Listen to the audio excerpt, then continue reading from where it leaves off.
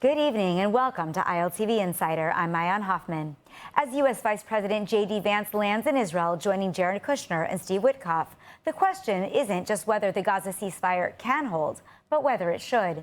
Tonight, we'll ask what's really driving America's push and if Trump's 20-point plan for Gaza has any real future. I have with me today dperry, the former chief editor of the Associated Press.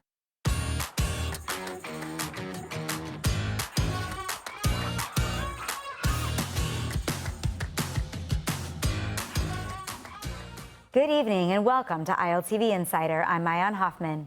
As U.S. Vice President J.D. Vance lands in Israel, joining Jared Kushner and Steve Witkoff, the question isn't just whether the Gaza ceasefire can hold, but whether it should. Tonight, we'll ask what's really driving America's push and if Trump's 20-point plan for Gaza has any real future. I have with me today dperry, the former chief editor of the Associated Press, Middle East and other regions, and Malkah Fleischer, who started a security organization in Yehuda Shomron called B'Yadayim Shelanu. Thank you for being here. So let's go ahead and get started. As we said, Vance is here in Israel. We're having a number of high-level visits. He's meeting with Netanyahu tonight, and of course, Jared Kushner and Steve Witkoff have already started their meetings here in Israel. All of the American team members have been very, very vocal that we need to keep this long-term Gaza plan going. What message do you think this visit is really sending to Israel and to Hamas and certainly to the region? Dan, why don't you start? To me, it's clear the visits at such a high level send a message that the U.S. continues to be committed to the 20-point plan. I understand that you could be more skeptical and think that what they're trying to do is to get Israel to look the other way as Hamas violates the agreement, seeks to stay in power, and makes a mockery of the 20-point plan, simply because they don't want Israel to resume the war. And I don't rule out that something in that direction is conceivable, but I think the main issue is that the U.S. actually wants the war to end on terms that are plausible and sustainable, not only because of some sort of knee-jerk Trumpian support for Netanyahu, but because, without a shadow of a doubt, the terms envisioned in the 20-point plan represent a global consensus that is aligned with the Israeli idea of what should be happening moving forward. And this is a very interesting sort of cognitive dissonance, because you would think that the world is unhappy with Israel, and certainly the vilification of Israel would suggest that, because of the brutality of the campaign, at least as we believe it went. But the reality is that the world, including people who many Israelis don't understand, are actually aligned with them, like, for example, Starmer and Macron, actually support the goals of disarming Hamas, removing Hamas, establishing a situation in Gaza that will be moderate and peaceable vis-a-vis Israel. But I don't think anybody questions whether or not we want to have the 20-point plan go through. I think the question is whether or not it can succeed, and is the plan built in a way that it will be able to succeed without, as you said, leaving Hamas in power? I think that that's an open question, and much depends on whether Hamas thinks there's any wiggle room to get away with anything. And a lot of the onus is on Qatar to make sure that they understand that there is not. Some people believe that Qatar actually is aligned with Hamas trying to create a fudge. I'm a little bit more sanguine about Qatar than most. They obviously have played a double game for many, many years. And I want us to get back to Qatar, but before we jump into Qatar and Turkey and so all Hamas needs to be made to understand that no reconstruction aid will go into Gaza unless they fulfill that aspect of the 20-point plan that is disarmament and essentially disbanding in Gaza. The potential fudge I can see for them is for them to say, okay, it's only in Gaza. We remain an armed organization elsewhere, which means the West Bank, which is a whole different problem, as Malkah will confirm. But at least in Gaza, for the purposes of pacifying that strip of territory, they must go. And I do believe that the Americans are serious about this. And we heard it in statements by Trump, who basically said, if they don't disarm, we'll do it for them. I don't think U.S. soldiers are coming, but they would I think, allow Israel to resume the war. Well, and it's interesting you say that, because, Malkah, I want to turn to you. You probably know from what's happening in the news that we've had already this week some attacks by Hamas, maybe not Hamas, maybe some rebels against Israeli soldiers. 2 of them died, 3 were injured. And still, Israel voted to go ahead and move forward with the ceasefire agreement. And at the same time, we've still got 15 hostage bodies that were committed to begin coming out. They started coming out within 72 hours of the deal. Why do you believe that it is okay that we continue with the ceasefire when all those bodies haven't come home? Try this 8-minute AI study habit after work. Get ahead of your colleagues and boss. So, look, you have some of the most senior, some of the most trusted advisors to the current U.S. administration, all in Israel right now, all landing on one spot, which is at the desk of Prime Minister Benjamin Netanyahu. It's not like a friendly visit of tourism. It's to hold Israel's feet to the fire. All of Israel can feel the pressure that the United States is applying on Israel right now. And I feel like we're getting a lot of Gush Katif flashbacks. We're getting a lot of 2005 flashbacks in which we leave a piece of territory. We say now is the opportunity for peace, and it blows up in our face, literally.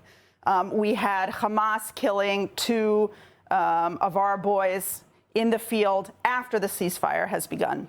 We have them issuing a statement to the populace just a day or two ago that we are going to clear the field of all the unexploded ordnance to protect people, right? Because we care about you, Hamas says to the people after they have totally obliterated their society over the course of 2 years. We're going to clear the ordnance. What does that mean? We've seen this before.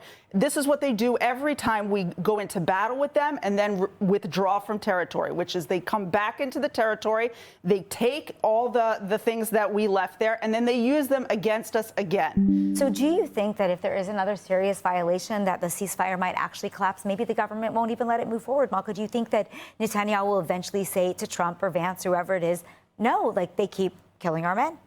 I definitely think that the United States has a certain agenda when it comes to this ceasefire, and that the number one top priority is not Israel's security in that agenda.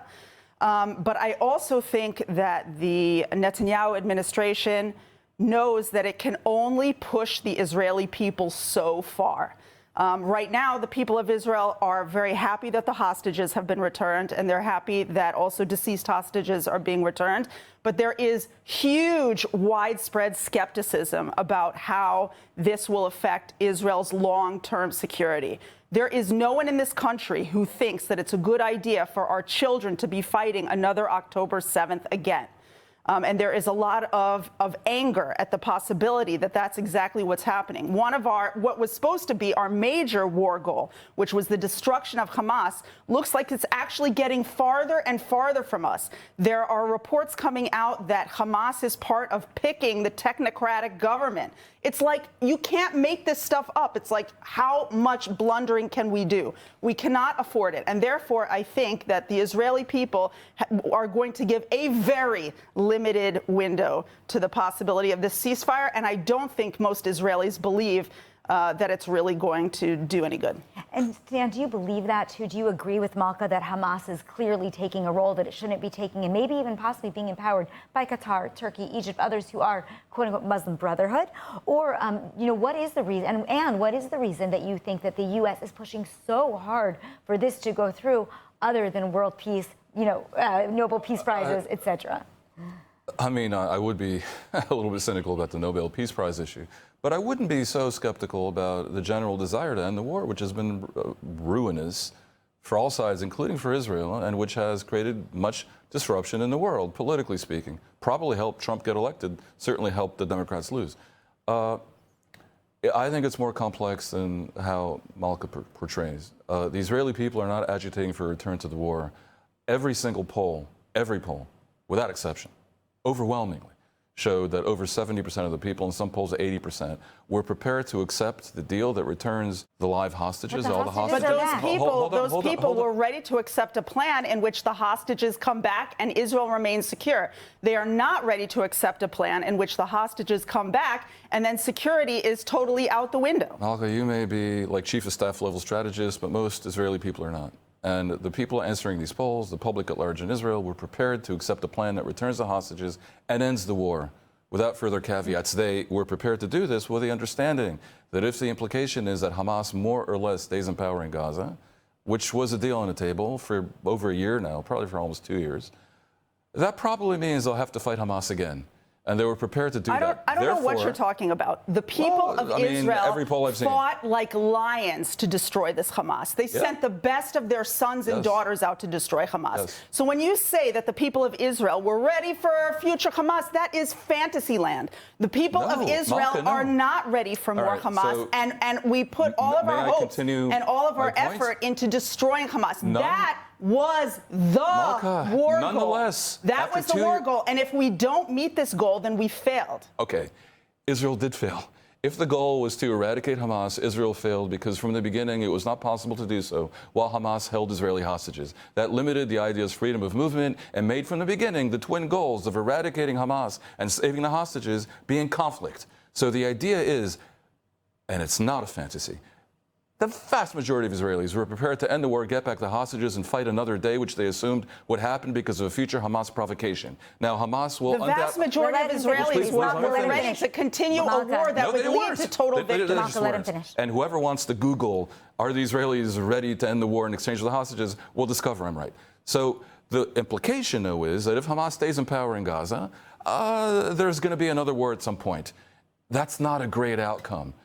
However, it possibly was the only possible outcome, given that they held these hostages. The only good thing that one can say is that if, in the end, a version of the war resumes, because anything else is inevitable with Hamas remaining in Gaza, it will be under different circumstances, because Israel is no longer limited by Hamas holding hostages. Well, let's talk about the circumstances for a moment, because right now the circumstances are that Qatar, Turkey, countries that were at enemy status with the state of Israel until this 20-point plan was revealed, are now essentially governing. In fact, we've seen Turkish equipment working in Gaza to rebuild, sitting on the border. Turkey was one of the strongest enemies of Israel at different points, allies, but in the recent years, wars.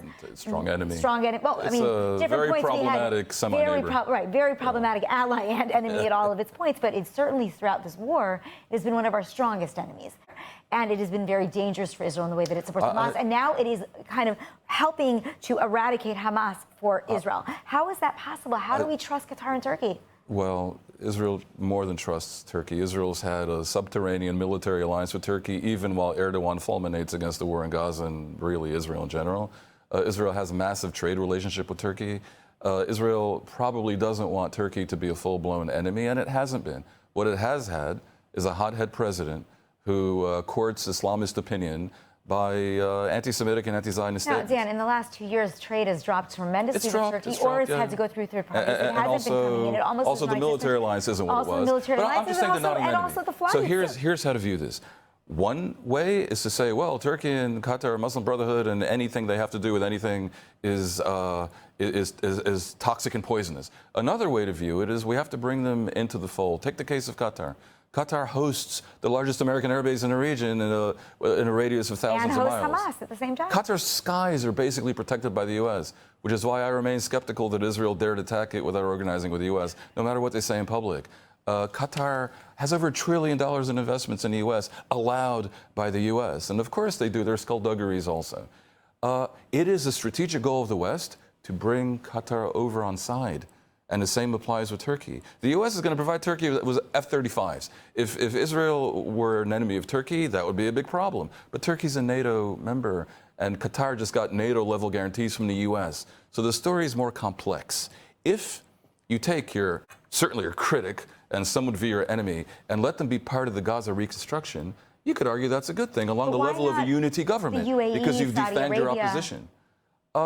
That's going to be interesting. You notice that the UAE and Saudi Arabia were not in Sharm at the ridiculous festival.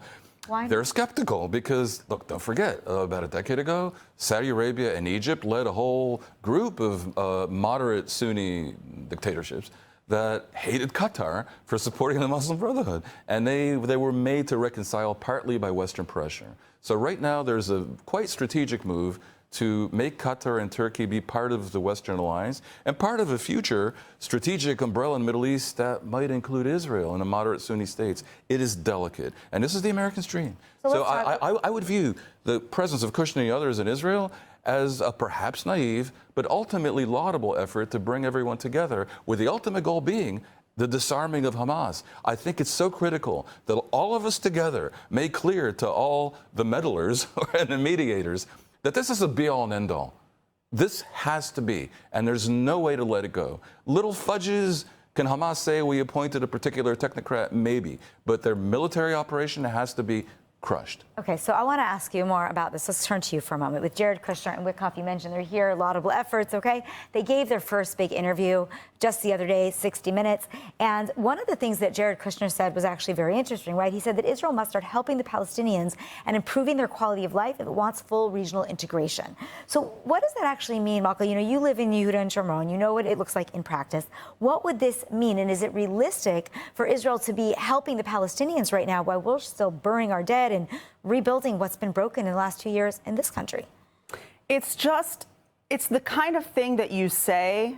Jared Kushner said the kind of thing that you say when you utterly are untouched by what has happened over the last 2 years. Like, you have to be so far removed from the feelings and the pain and the desires of the people of Israel that you could say something like that Israel has to prioritize exactly the population that exactly attacked us, exactly raped and pillaged our towns, took our hostages, fought us and killed our children for 2 years. And now what we ought to do, you know, I have to say, like, I'm not sure that priority number one is getting the approbations of the countries like Qatar, which funds to the billions of dollars anti-Semitic education in the United States, in Europe, or Turkey, where Erdogan 7 months ago, something like that, said Allah should destroy the Zionist entity, or El Sisi, you know, who calls, you know, is always decrying us.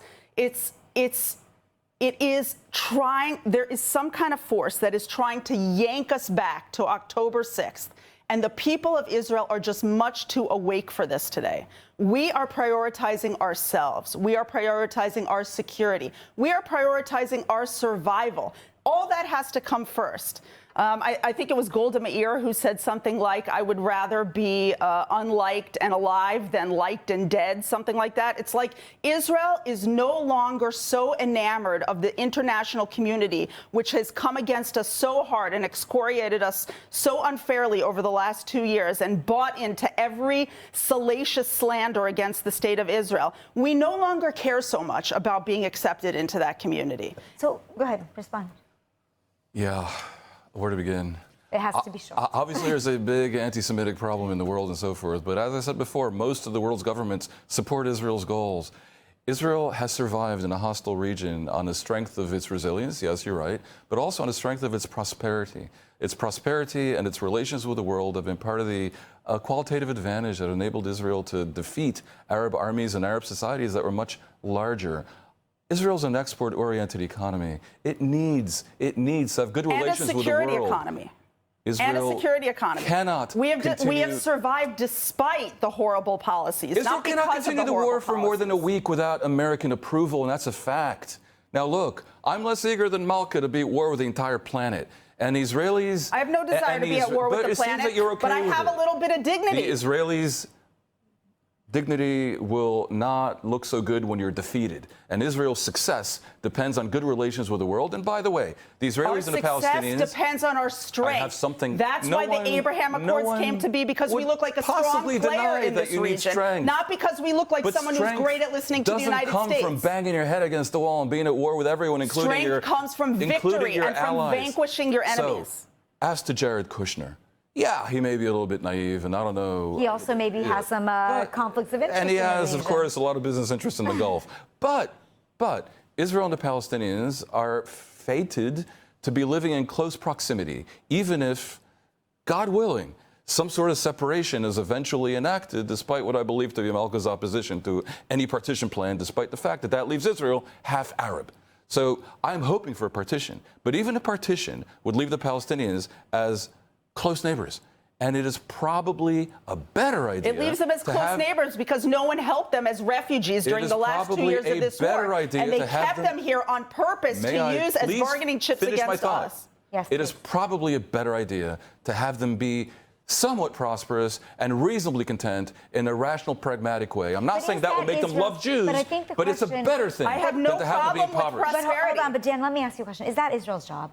Because 100%, we want everybody to live in peace and prosperity in Israel, the region of the world. But is that Israel's job? So right now, when Israel basically occupies the West Bank, I'm afraid it is Israel's job. In a future, hoped-for future, when Israel gets together the wit to separate itself from parts of the West Bank that are heavily populated with Palestinians, it's still wise, just as it's wise for the prosperous West to help out the developing South. It's wise. So basically, up until now, Israel has not seemed to feel a lot of urgency about making sure the Palestinians, practically speaking, have a decent life.